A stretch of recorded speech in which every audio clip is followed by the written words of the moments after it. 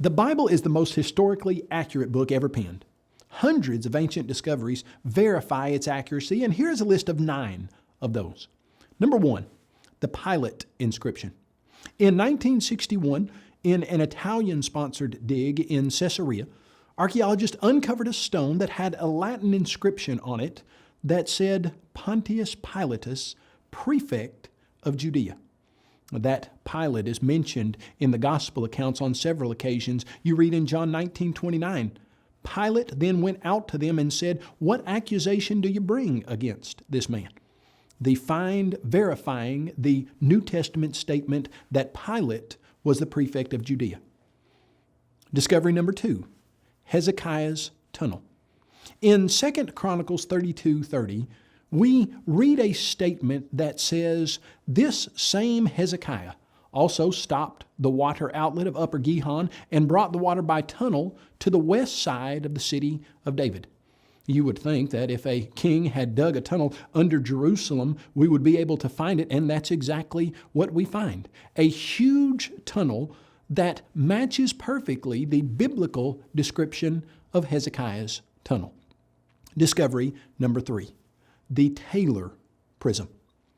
In 1830, a man by the name of Robert Taylor uncovered a 15-inch tall clay cylinder. There are 500 lines of written text on this clay cylinder, and it was put there by a man named Sennacherib.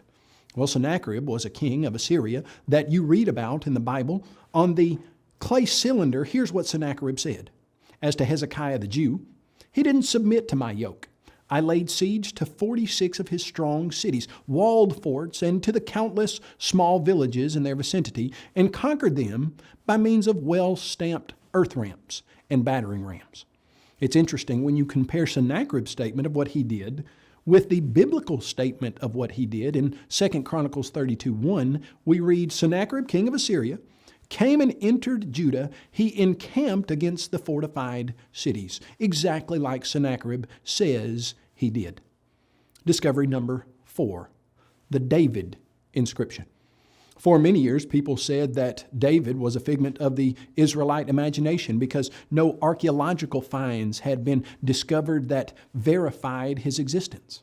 And yet, in 1993, in Tel Dan, there was a man who was working named Abraham Byron who discovered a stone, and on that stone was the inscription of an Israelite king from the house of David.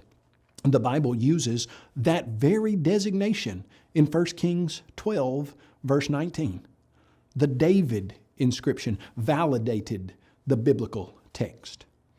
Number 5, the Moabite stone. Found in 1868, it's a black basalt stone that measures about 3.5 feet high, 2 feet wide.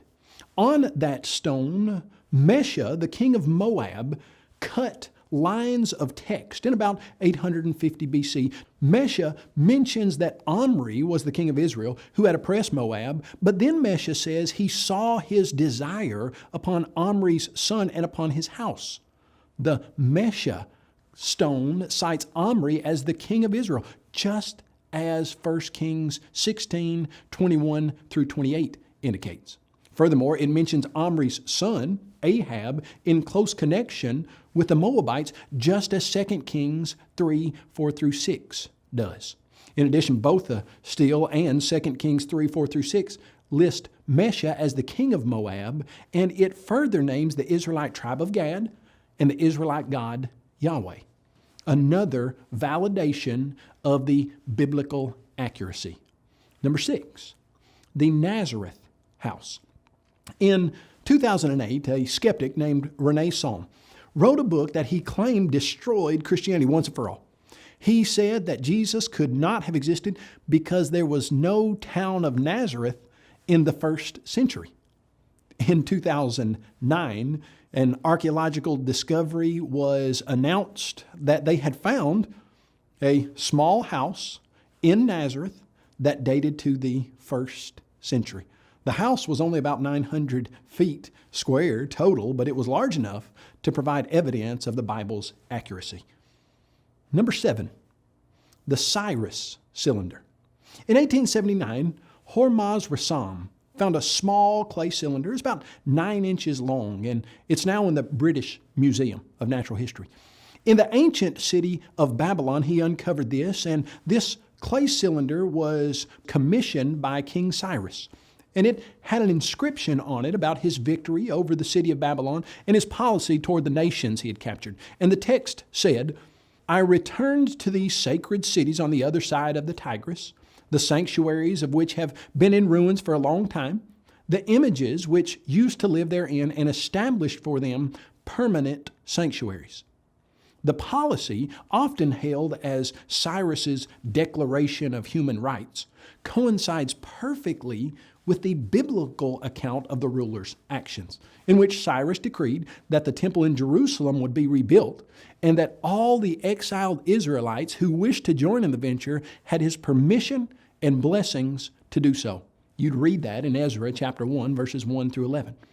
This little 9-inch long clay cylinder stands as impressive testimony that validates the biblical accuracy. Number 8, the discovery of the Pool of Siloam. In 2004, a majestic stepped entrance to the Pool of Siloam was uncovered in the area known as the City of David. In John chapter 9, verse 7, we read that Jesus said to a blind man, "Go wash in the Pool of Siloam," which is translated sent. So he went and washed and came back seeing. Validation once again of the biblical accuracy. Number 9, the Hittite tablets. For many years, people made fun of the biblical text and said it mentioned people and places that never did exist. One of those groups was the nation of the Hittites. But in 1906, Hugo Winkler was doing some excavation in the Turkish city of Baghdad Koy. There he uncovered 10,000 clay tablets that documented the history of the Hittite nation, and they discovered that that area was the capital of the Hittite nation. In Joshua chapter 11, we read about the Canaanites in the east and the west, and the Amorite and the Hittite. In 1906, Hugo Winkler discovered the Hittite nation that the Bible had mentioned some 3,000 years before. The Bible is the most historically accurate book ever penned.